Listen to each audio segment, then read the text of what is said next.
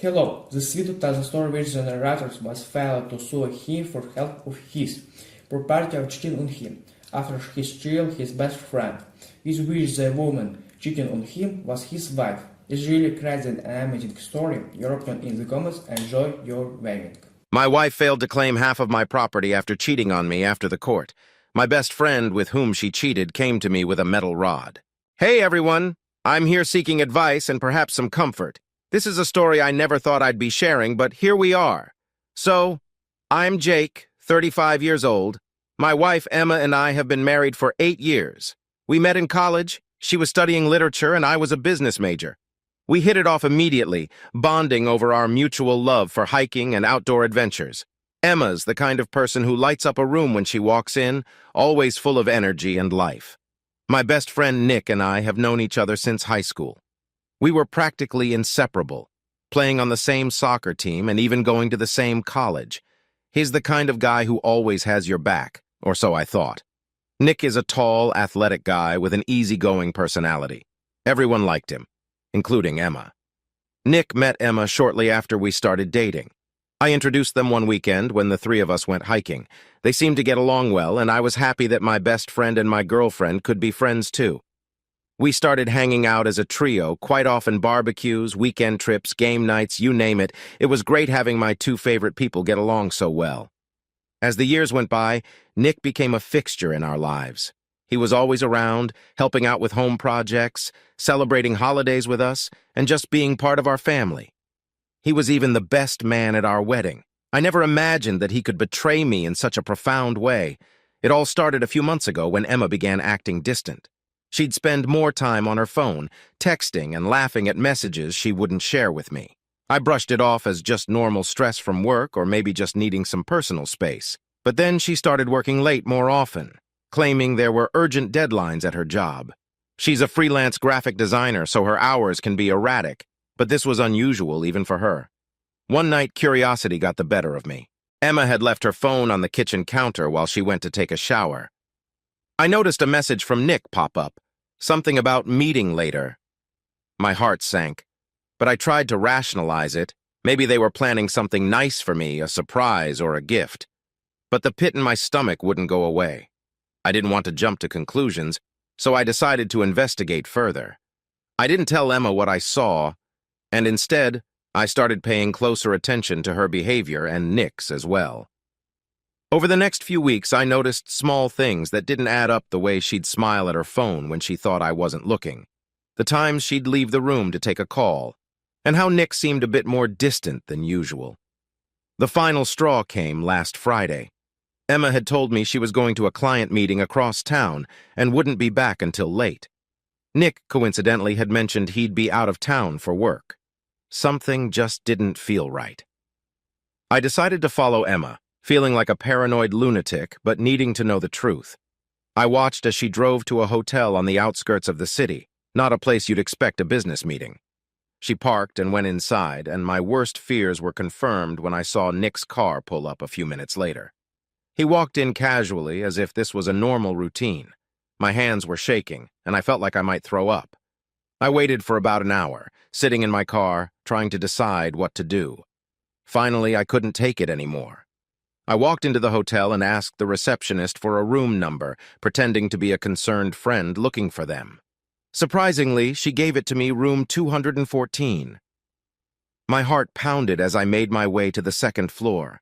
I stood outside the door for a moment, gathering my thoughts. What was I going to say? How was I going to confront them? I took a deep breath and knocked. There was a moment of silence, then some shuffling inside. Emma opened the door, her eyes widening in shock when she saw me. Nick was standing behind her, shirtless. The room was a mess, and it didn't take a genius to figure out what had been happening. "What the hell is going on here?" I demanded, my voice shaking with anger and hurt. Emma tried to stammer out an explanation, but there was nothing she could say that would make this better. Nick just looked at the floor, unable to meet my eyes. The betrayal hit me like a truck, and I could feel tears welling up. "How long?" I asked, barely keeping it together. Emma started to cry, saying it had been going on for a few months, that it was a mistake, that she didn't mean to hurt me. Nick tried to step forward, but I held up my hand to stop him. You were my best friend, Nick. How could you do this to me? He finally looked up, his face a mixture of shame and regret. I'm sorry, Jake. I don't know what else to say. I messed up. Messed up? That was an understatement. My mind was racing, a mix of rage and heartbreak. I didn't know what to do next. Part of me wanted to hit him, to make him feel some of the pain I was feeling, but I knew that wouldn't solve anything. I trusted both of you, I said, my voice breaking. You've destroyed everything. I turned and walked away, not wanting to hear any more excuses. I got into my car and drove aimlessly for hours, trying to process what had just happened. My marriage was over, my best friend was a traitor, and I felt completely lost. When I finally got home, I packed a bag and left. I couldn't stay in that house, surrounded by memories of a life that now felt like a lie. I needed time to think, to figure out what to do next. But I knew one thing for sure, this was just the beginning of a long and painful journey. After discovering Emma's betrayal, I knew there was no turning back. The life we had built together, the dreams we shared, were all shattered. The next logical step was to file for divorce. It was a decision I made with a heavy heart but a clear mind. There was no way I could continue living a lie, and I had to protect what was left of my dignity and sanity. I come from a wealthy family, and I've been fortunate to inherit a significant amount of money from my grandparents. They had built a successful chain of luxury hotels, and their estate was worth millions. My inheritance alone was a few $1,000,000, a nest egg I had always planned to grow and eventually pass on to my own children. I worked hard, investing wisely and living a relatively modest lifestyle despite my wealth. Emma knew about my inheritance, of course, but I never thought she would try to take it from me. When I told Emma I wanted a divorce, she was initially remorseful, begging for forgiveness and a second chance. But when she realized I was resolute, her demeanor changed. She became cold and calculating, and it wasn't long before she hired a lawyer to fight for what she believed was her fair share of my assets. She wanted half of my inheritance, claiming she had a right to it because we were married. I hired my own lawyer, a seasoned professional named Linda, who had a reputation for being tough and uncompromising in divorce cases. Linda assured me that Emma had no right to my inheritance, as it was clearly stated in the will that it was to be kept separate from any marital assets. However, Emma's lawyer argued that because we had been married for 8 years and she had contributed to our household, she was entitled to a portion of it. The legal battle that ensued was long and grueling. Both sides dug in their heels, and it became a war of attrition. Emma's lawyer, a sharp and ambitious woman named Sarah, argued that Emma had sacrificed her career to support me and our household, and therefore she deserved compensation. Linda countered that Emma had her own career as a graphic designer and that our finances were always kept separate, with my inheritance being used solely for investments and savings. The courtroom became our battleground, with each side presenting evidence and witnesses to support their claims. Emma testified about the lifestyle we had enjoyed, the vacations we took, and the home we lived in. She painted a picture of herself as a supportive wife who had given up her ambitions to help me build my career. It was painful to listen to her lies, knowing the truth about her infidelity and the real reasons behind our divorce. Linda called witnesses who testified about our financial arrangements, including my accountant and financial advisor. They confirmed that my inheritance was kept separate and that Emma had her own income and career. We presented bank statements and investment records showing that the money from my inheritance was never commingled with our marital funds. Despite the clear evidence, the case dragged on for months. Emma and her lawyer continued to argue that she was entitled to half of everything, including my inheritance. The stress of the ongoing battle took its toll on me.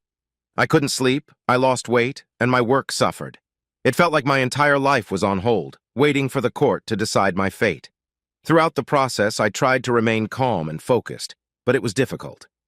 Emma's attempts to paint herself as the victim and me as the villain were infuriating. She lied about our relationship, our finances, and even about how she felt about me. It was as if she had become a completely different person, someone I didn't recognize. Finally, the day came when the judge was to make a decision. I sat in the courtroom, my heart pounding, as the judge reviewed the evidence and testimonies. Linda had done an excellent job presenting our case, and I felt a glimmer of hope. But I knew that divorce cases could be unpredictable and anything could happen. The judge ruled in my favor, stating that my inheritance was indeed separate property and that Emma had no right to it. She would receive a fair settlement based on our marital assets, but she would not get a penny of my inheritance. The relief I felt was overwhelming. It was as if a massive weight had been lifted off my shoulders. Emma, on the other hand, was furious. She had counted on getting half of my inheritance and was now left with much less than she had hoped for. To make matters worse for her, the legal fees she had incurred during the prolonged battle were substantial. Her aggressive pursuit of my inheritance had backfired, leaving her deep in debt. As the court proceedings concluded, I couldn't help but feel a sense of justice. Emma's betrayal had caused me immense pain, but in the end, she couldn't take away what rightfully belonged to me. I had won, but it was a bittersweet victory. The marriage that had once been a source of joy and companionship was now reduced to a series of bitter memories and legal documents. Emma's financial situation continued to deteriorate. The debts from the legal fees and her lifestyle choices caught up with her quickly. She was forced to downsize her living arrangements and take on more work to make ends meet. The life she had envisioned, funded by half of my inheritance, was now out of reach. I, too, had to rebuild my life, but I did so with a renewed sense of determination. The divorce had been a harsh lesson in trust and betrayal, but it also reminded me of my own resilience. I threw myself into my work, focused on growing my investments, and slowly began to heal from the emotional wounds. In the aftermath of the divorce, I took some time to reflect on what had happened. The betrayal by both Emma and Nick had shaken my faith in people, but I refused to let it define me. I knew I had to move forward, to build a new life without the shadows of my past haunting me. One evening, as I sat on my porch watching the sunset, I realized that this chapter of my life was finally closing. The legal battles were over, and I was free to start anew. It wouldn't be easy, and the scars would always be there, but I was determined to find happiness again. I decided to sell the house that Emma and I had shared. It was too full of memories, both good and bad, and I needed a fresh start. I found a smaller place, a cozy apartment downtown, and began the process of moving. It felt symbolic, shedding the past and stepping into a new phase of my life. As for Nick, I cut all ties with him. The friendship that had meant so much to me was irreparably damaged. He tried to reach out a few times, but I ignored his calls and messages. Some things are unforgivable, and his betrayal was one of them. With Emma out of my life and the divorce finalized, I started focusing on myself. I took up new hobbies, rekindled old friendships, and even started dating again. It was a slow process, but each day felt like a step in the right direction. The journey was far from over, and I knew there would be more challenges ahead. But for the first time in a long while, I felt hopeful. The future was uncertain, but it was mine to shape, and I was ready to embrace whatever came next. Life after the divorce was a whirlwind of change. After the courtroom victory and the subsequent fallout, I focused on rebuilding myself. I sold the house, moved into a cozy downtown apartment, and started a new chapter of my life. I also decided it was time to take better care of myself, both physically and mentally. To that end, I joined a gym and started working out regularly. It felt good to channel my energy into something positive and see tangible results. About 6 months after the divorce was finalized, I met someone new. Her name was Laura. We met at a mutual friend's barbecue, and we clicked immediately. Laura was smart, funny, and had a kind heart. She worked as a nurse, and her compassionate nature was a breath of fresh air after everything I had been through. We started dating, and she quickly became an important part of my life. Laura's presence in my life was a soothing balm to my wounded soul. We spent a lot of time together, and she helped me find joy in the little things again. Her laughter was infectious, and her positive outlook on life was something I desperately needed. She encouraged me to keep up with my workouts, often joining me for morning runs or yoga sessions. Our relationship grew stronger with each passing day, and I began to see a future with her that was filled with hope and happiness. One evening, after a particularly intense workout at the gym, I decided to walk home. It was a crisp autumn night, and the fresh air felt good after the stuffy atmosphere of the gym. As I walked through the park, lost in my thoughts, I heard a voice call out my name. I turned around and saw Nick walking towards me. I hadn't seen him since the divorce proceedings, and seeing him now brought a flood of emotions. "Jake, long time no see," he said, a strained smile on his face. I nodded, unsure of what to say. The wounds of his betrayal were still fresh, and I didn't trust myself to speak without letting my anger show. "Listen, I know things ended badly between us," Nick began, "but I wanted to tell you something. I got married to Emma. We tried to make it work despite everything, but man, it's been tough. Her debts are overwhelming, and it's been a struggle." Hearing this, I felt a strange mix of satisfaction and pity. Part of me was glad that karma had come around, but another part of me felt sorry for the mess that they had made of their lives. "Nick, you made your choices," I replied, trying to keep my voice steady. "You both did. I hope you figure things out, but I can't pretend that everything is okay between us." Nick's face twisted with a mixture of anger and desperation. "You think you're so high and mighty, don't you? With your new life and your fancy new girlfriend. You have no idea what we've been through." Before I could respond, he reached into his bag and pulled out a metal rod. My heart raced as I realized what was happening. He swung the rod at me, and I barely managed to dodge the first blow. The second swing caught me on the shoulder, sending a jolt of pain through my body. "Nick, stop!" I shouted, trying to back away, but he was relentless. He swung again, this time hitting my side. I stumbled, trying to defend myself, but the pain was overwhelming. People in the park started to notice the commotion. A couple of joggers and a woman walking her dog stopped and stared, unsure of what to do. Nick's rage was uncontainable, and he kept swinging the rod, landing blow after blow. Just when I thought I couldn't take any more, a figure dashed forward and tackled Nick to the ground. It was Max, a guy I knew from the gym. He was a personal trainer and built like a tank. He pinned Nick down with ease, shouting for someone to call the police. "Jake, are you okay?" Max asked, concern in his eyes. I nodded weakly, grateful for his intervention but too pained to speak. Another bystander, an older man named Tom, who often walked his dog in the park, had already called 911. The police arrived within minutes, and Nick was handcuffed and taken away, still shouting obscenities. An ambulance arrived shortly after, and the paramedics quickly assessed my injuries. Laura, who was on duty at the hospital, rushed to meet me once she heard what had happened. She held my hand as the paramedics worked, her eyes filled with worry. At the hospital, I was treated for multiple bruises and a few cracked ribs. The doctors assured me that I would recover, but I knew it would take time. Laura stayed by my side the entire time, her presence a comforting reminder that I wasn't alone. Nick was charged with assault and battery. The trial was swift, and he was sentenced to a few years in prison. It was a sad end to what was once a deep friendship, but I knew it was for the best. He had become a danger to himself and others, and he needed help. The days and weeks that followed were tough. Recovery was slow, and the emotional scars ran deep. But with Laura's support, I managed to pull through. I continued going to the gym, albeit more cautiously, and focused on rebuilding my strength. During my recovery, I received an outpouring of support from friends and family. Even some of my colleagues, who had been aware of the tumultuous events in my personal life, reached out to offer their help.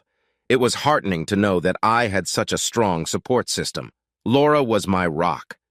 She was there for every doctor's appointment, every moment of doubt, and every step of my healing process. Her unwavering support and love gave me the strength to keep going. We spent countless evenings talking about our future, dreaming about the life we wanted to build together. One evening, as Laura and I sat on the balcony of my apartment watching the sunset, I reflected on everything that had happened.